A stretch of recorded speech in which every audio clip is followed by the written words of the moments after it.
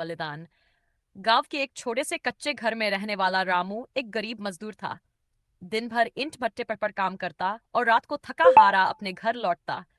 उसकी जिंदगी में अगर कुछ सबसे कीमती था तो वो था उसका बेटा चोटू। रामू का सपना था कि उसका बेटा पढ़ लिख कर बड़ा आदमी बने, ताकि उसे वो जिंदगी न जीनी पड़े जो उसने खुद जी है। संघर्ष की शुरुआत हर सुबह सूरज निकलने से पहले ही रामू उठ जाता और चुपचाप काम पर निकल जाता। कभी कभी तो वह खुद भूखा रह जाता, लेकिन छोटू के लिए दूध और किताबें जरूर लेकर आता। एक दिन छोटू ने मासूमियत से पूछा, बाबा आप रोज इतने थके हुए क्यों आते हो? रामू मुस्कुराया और बोला, तू पढ़ लिख कर बड़ा आदमी बनेगा ना, बस उसी की तैयारी कर रहा हूं।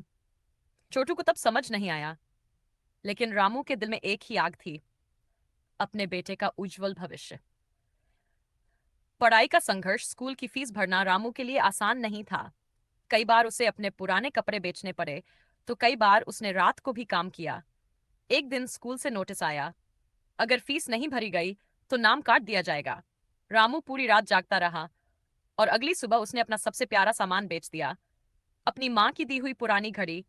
वो घड़ी सिर्फ एक चीज नहीं थी, बल्कि उसकी यादों का सहारा थी। लेकिन बेटे के भविष्य के सामने उसने वो भी कुर्बान कर दी।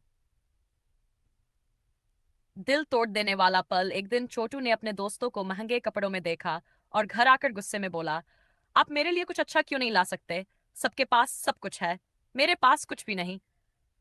रामू चुपचाप सुनता रहा, उसकी आंखों में आंसू थे, लेकिन चेहरे पर मुस्कान। उसने सिर्फ इतना कहा, बेटा एक दिन तेरे पास सब होगा। उस रात रामू बहुत रोया, लेकिन अगले दिन फिर काम पर चला गया। सपनों की उड़ान, समय बीतता गया, छोटू बड़ा होता गया और उसकी मेहनत रंग लाने लगी। वो पढ़ाई में टॉप करने लगा और एक दिन उसे शहर के बड़े कॉलेज में एडमिशन मिल गया। रामू की खुशी का ठिकाना नहीं था, लेकिन फीस बहुत ज्यादा थी। उसने बिना सोचे समझे अपना छोटा सा घर भी गिरवी रख दिया। सफलता का दिन, सालों की मेहनत के बाद वो दिन आ ही गया। छोटू एक बड़ा अधिकारी बन गया। पूरे गांव में खुशी का माहौल था, सब रामू की तारीफ कर रहे थे।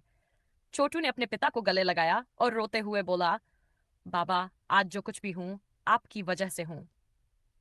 अंतिम सच, लेकिन उसी दिन रामू की तबीयत अचानक बिगड़ गई। वो अस्पताल के बिस्तर पर लेटा था और धीरे धीरे उसकी सांसें कम हो रही थीं। उसने अपने बेटे का हाथ पकड़ा और कहा, बेटा आज मेरा सपना पूरा हो गया, अब मुझे कोई चिंता नहीं। और ये कहकर उसने हमेशा के लिए अपनी आंखें बंद कर ली।